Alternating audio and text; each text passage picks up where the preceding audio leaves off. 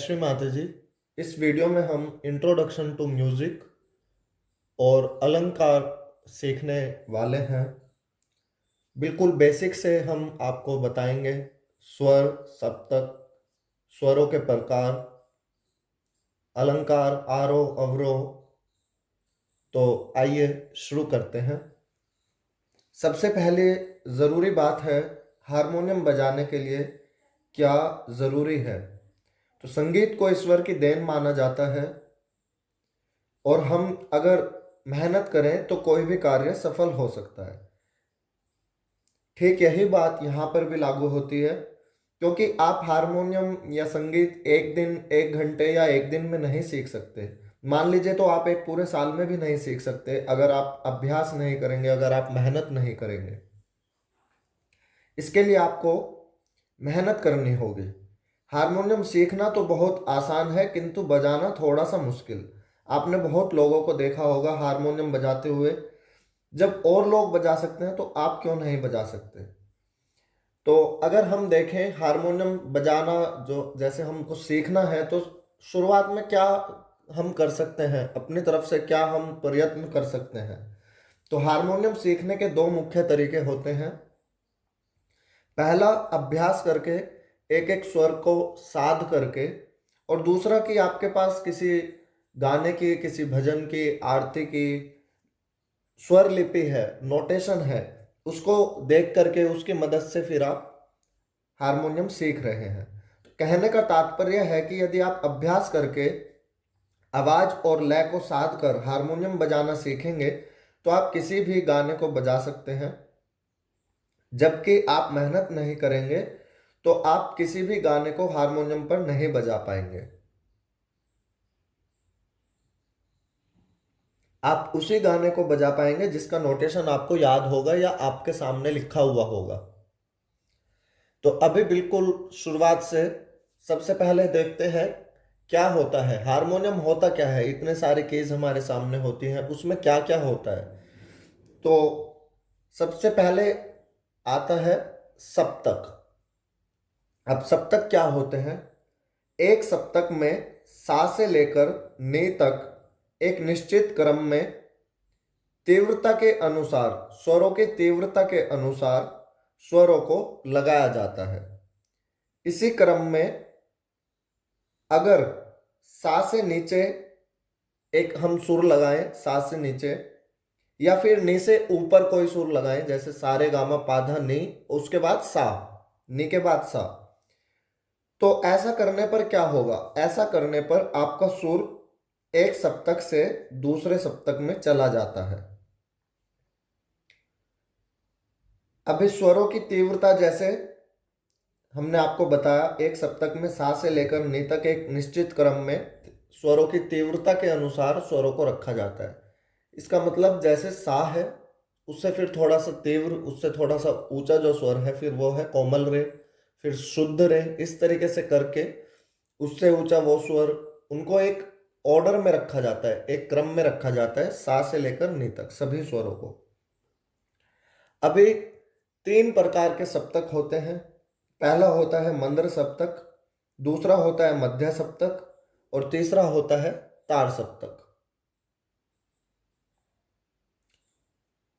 मंद्र सप्तक में सारे गामा पाधानी जो सरगम है, जो स्वर है, इनका जो साउंड आता है वो हमको इस तरीके से सुनने को मिलता है।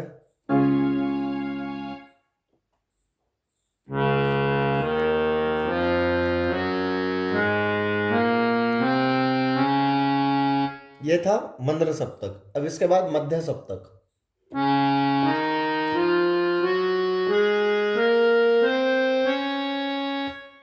और इसके बाद आएगा फिर तार सप्तक।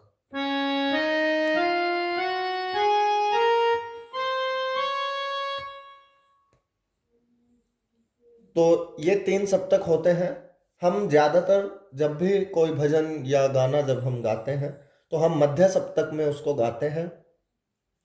लेकिन कभी कभी क्या होता है, कुछ स्वरों का प्रयोग मंद्र सप्तक से किया जाता है और कुछ स्वरों का प्रयोग तार सप्तक से किया जाता है। इसको हम ऐसे समझ सकते हैं कि जब भी कोई हम एक भजन गाएं या महामंत्र गाएं या आरती गाएं, तो गाते तो हम मध्य सप्तक में हैं, लेकिन मंद्र सप्तक के कुछ स्वरों का प्रयोग भी वहां पे किया जाता है और तार सप्तक के कुछ स्वरों का प्रयोग भी वहां पे किया जाता है। ये निर्भर करता है भजन की चालना पर, भजन कितने नीचे स्वर तक आ रहा है या कितने ऊपर के स्वरों तक आ रहा है।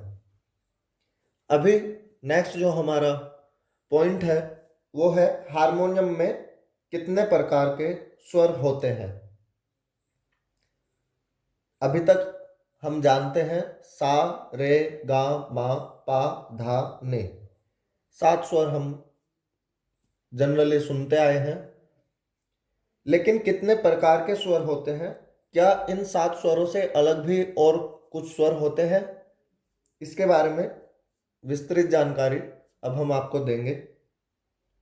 भारतीय संगीत में 7 स्वर होते हैं जिनके नाम इस प्रकार हैं सा रे गा मा पा धा ने। लेकिन ये इनके पूर्ण नाम नहीं है, इनके पूर्ण नाम होते हैं सा षडज, रे ऋषभ, गा गंधार, मा मध्यम, पा पंचम, धा धैवत, ने निषाद। ये इन स्वरों के पूर्ण नाम होते हैं। अभी ये सभी शुद्ध स्वर होते हैं, सारे गामा पाधा नि सभी शुद्ध स्वर होते हैं। हमें संगीत में 3 प्रकार के स्वर देखने को मिलते हैं।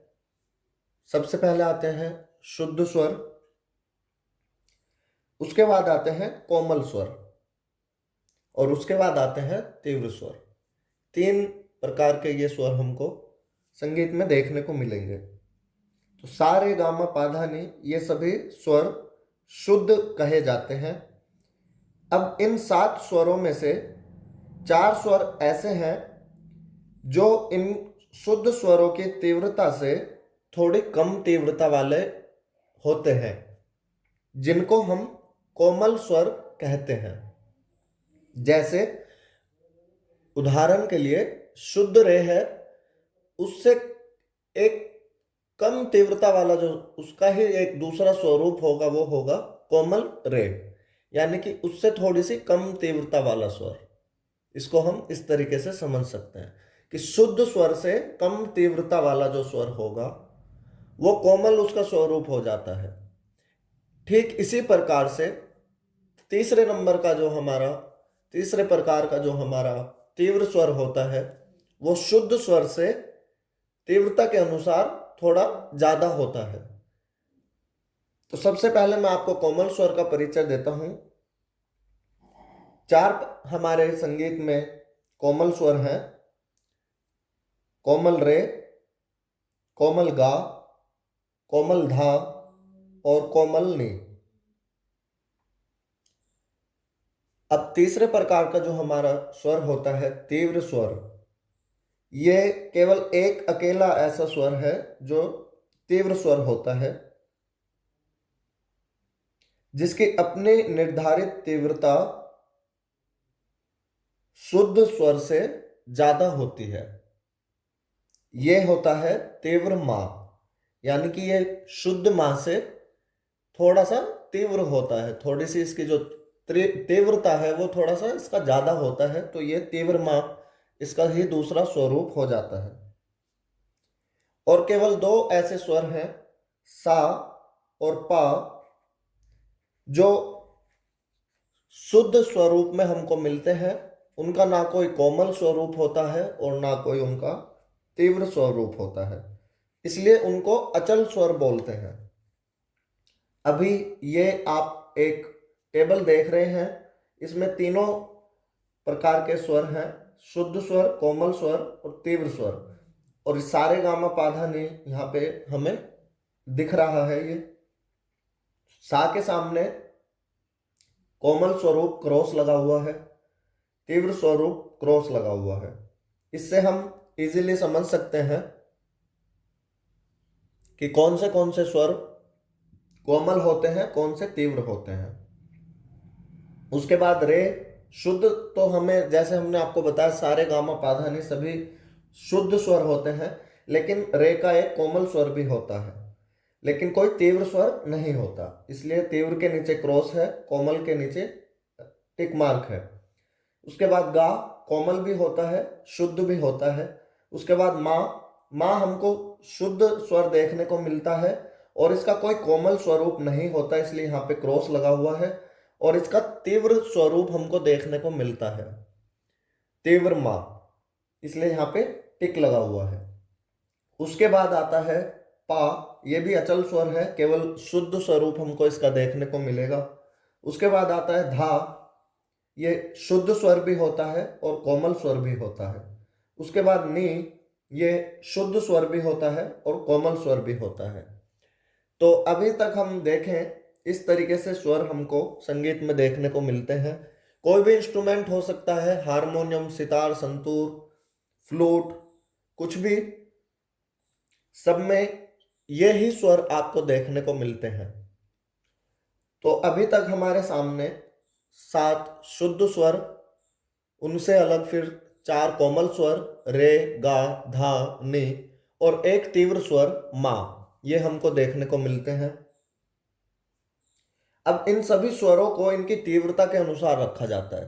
तो सबसे पहले आता है सा, उसके बाद आएगा कोमल रे, उसके बाद आएगा शुद्ध रे, उसके बाद आएगा कोमल गा, शुद्ध गा, शुद्ध मा, तीव्र मा, पा, कोमल धा, शुद्ध धा, कोमल नी, शुद्ध नी। ये इस तरीके से 12 स्वर हमको देखने में मिलते हैं। स्केल सी शार्प का ये आप लेआउट देख रहे हैं, इसमें ये 12 स्वर इसी तरीके से रखे हुए हैं। सा, कोमल रे, शुद्ध रे, कोमल गा, शुद्ध गा, मा, तीव्र मा, पा, कोमल धा, शुद्ध धा, कोमल नी, शुद्ध नी। तो ये था आपका सप्तक और स्वरों से परिचय। अभी हम इसी वीडियो में आगे अलंकार सीखने वाले हैं। अलंकार, इसका थोड़ा सा मैं आपको थ्योरेटिकल बताता हूं, उसके बाद फिर हम इसको प्रैक्टिकली प्ले करेंगे।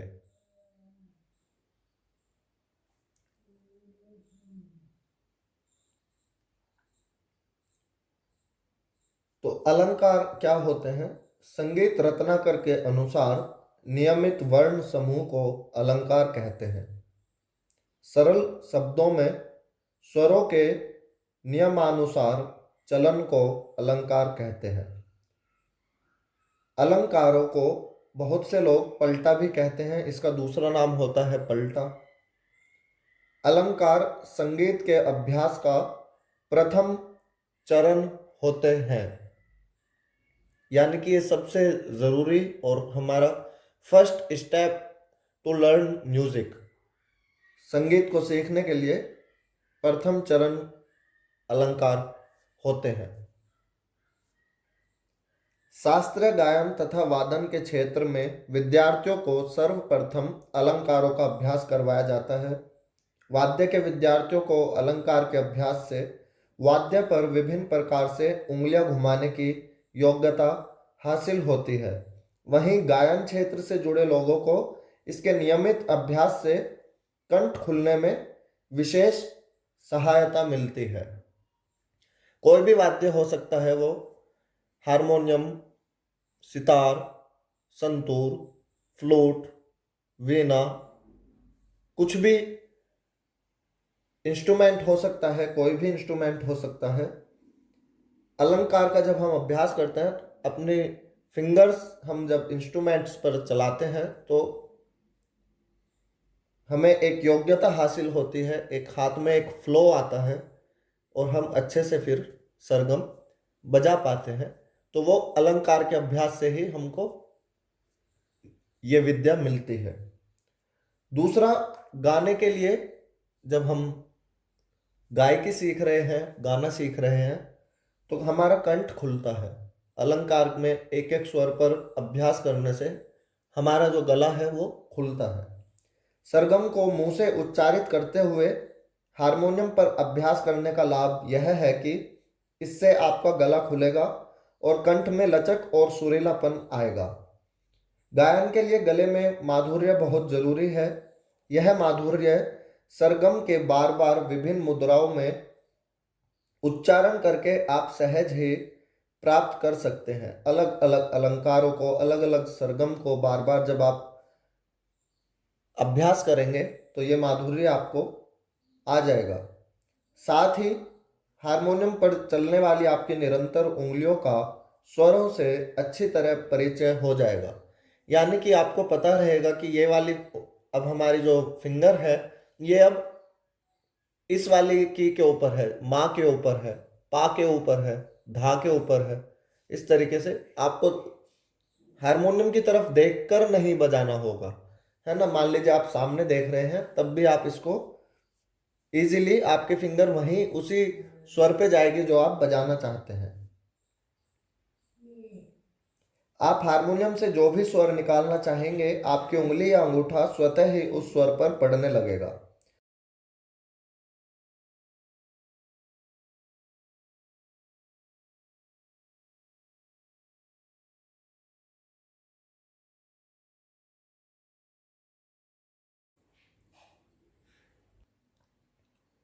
शुरुआत में आप आराम आराम से अलंकार बजाएं।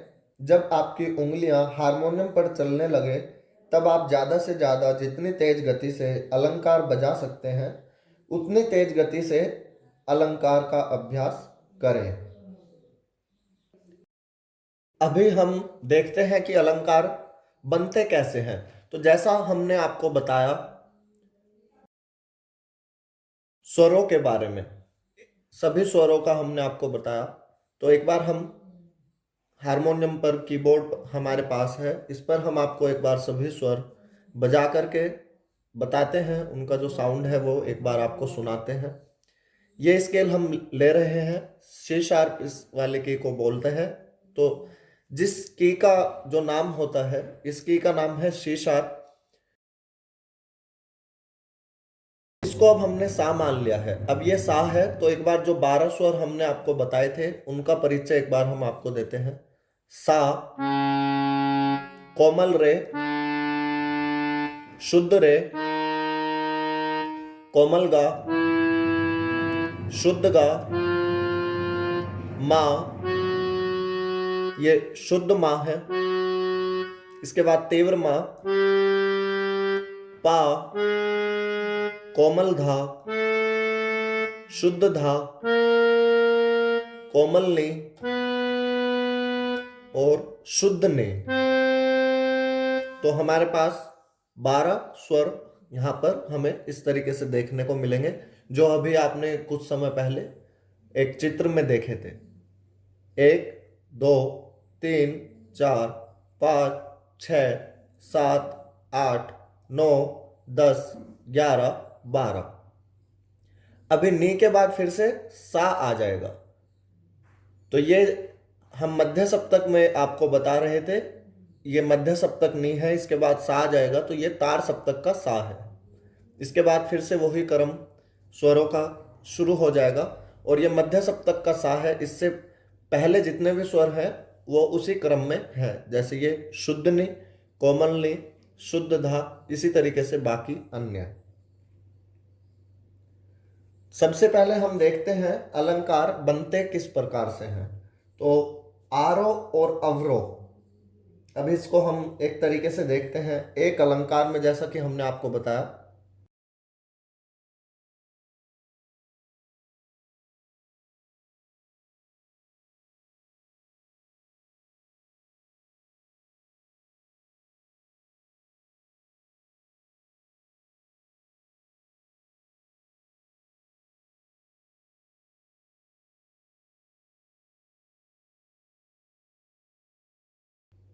जैसा कि अभी हमने आपको बताया था, स्वरों के नियमानुसार चलन को अलंकार कहते हैं।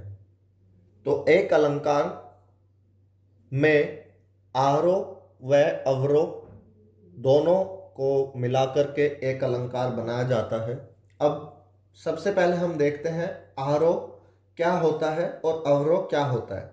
तो जब हम लगातार बढ़ते हुए स्वर में गाते हैं या बजाते हैं बढ़ते हुए स्वर यानी कि तीव्रता के अनुसार हम नीचे से ऊपर के स्वरों की तरफ जब गाते हैं या बजाते हैं, नीचे से ऊंचे स्वरों की तरफ, तो उनको आरोह कहते हैं। जैसे कि अभी हम केवल सभी शुद्ध स्वर यहाँ पर बजाएंगे। तो शुद्ध स्वर का जैसे सारे गामा पाधा नी, एक बार हम आपको इस स्केल से बजा करके दिखाते हैं। सा, रे, गा, मा, पा, धा, नी, और इसके बाद तार सप्तक सा। तो अब आरोह अगर हम देखें तो नीचे से ऊपर की तरफ जब हम बजा रहे हैं, इसको हम समझ सकते हैं। लेफ्ट टू राइट जब हम बजा रहे हैं तो इसको हम आरोह बोलते हैं। तो आरोह की ये सरगम बन जाएगी सा रे गा मा पा धा नी सा। ये एक आरोह हमारा यहाँ पे हमको देखने को मिलता है। ठीक इसी प्रकार से जब हम घटते हुए स्वरों में गाते हैं, यानी कि ऊंचे स्वरों से नीचे स्वरों की तरफ जब हम गाते हैं, तो वो अवरोह बन जाता है। ठीक इसका उलट अगर हम कर दें, इसका ठीक रिवर्स अगर हम कर दें, तो वो अवरोह बन जाएगा। सा, नी, धा, पा, मा, गा, रे, सा। ये इसका अवरोह बन जाएगा। तो जब हम इसको गाएंगे तो इस प्रकार से हम इसको गाएंगे।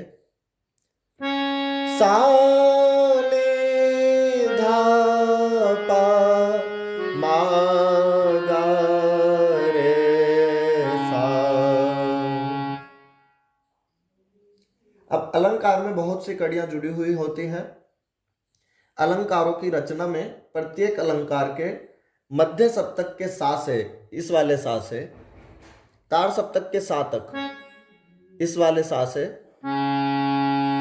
तार सप्तक के सा तक आरोही वर्ण होते हैं। आरोही वर्ण यानी कि स्वरों का एक समूह। इसका एक उदाहरण है, जैसे सारे गा, रेगा मा, गामा पा, ये स्वरों के समूह हैं। और ठीक इसी तरीके से जब हम अवरोह बजाते हैं तो तार सप्तक के सा से मध्य सप्तक के सा तक अवरोही वर्ण होते हैं। इसका उदाहरण हम ले सकते हैं, जैसे सानिधा, निधा पा, धापा मा। तो एक इन वर्णों से, इन स्वरों के समूह से मिलकर के अलंकार हमारे बन जाते हैं। एक अलंकार में एक आरोह और एक अवरोह होता है। मध्य सप्तक के सा से तार सप्तक के सा तक हम बजाते हैं, फिर तार सप्तक के सा से मध्य सप्तक के सा तक हम बजाते हैं। और स्वरों का जो क्रम है वो एक नियम में है, यानी कि एक सीरीज में है, उसको बीच में हम चेंज नहीं कर सकते।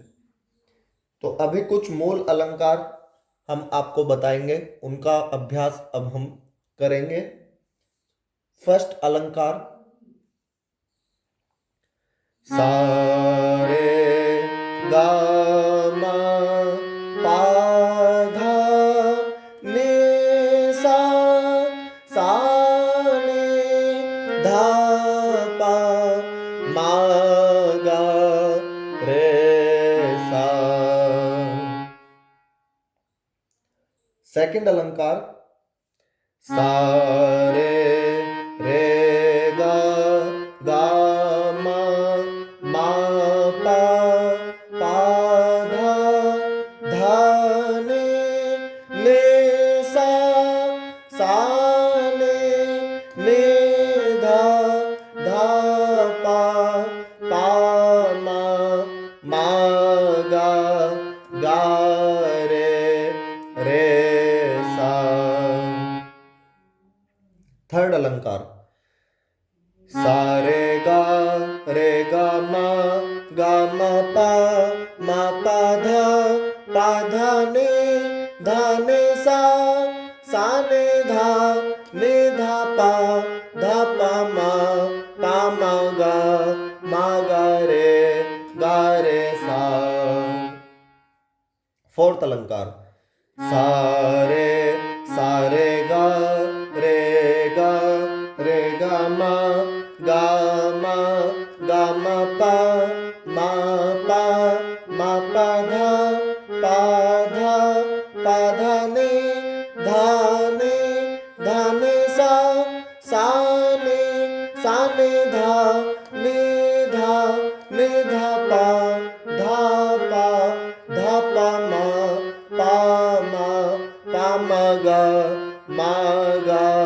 मा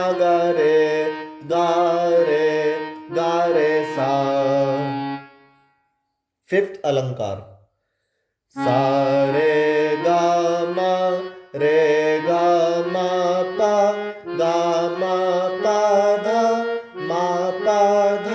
ने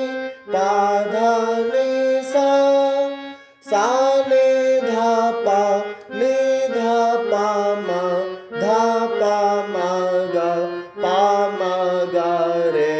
मा गा रे सा। सिक्स्थ अलंकार, सा गा रे मा गा पा धा ने धा सा ने धा पा गा रे गा सा। इस वीडियो में इतना ही। इससे आगे की विस्तृत जानकारी, इसके आगे आएंगे स्केल्स एंड कोड्स, उनकी एक अलग से वीडियो है। आप उन वीडियो को देख करके उनके बारे में जानकारी प्राप्त कर सकते हैं। जय श्री माता जी।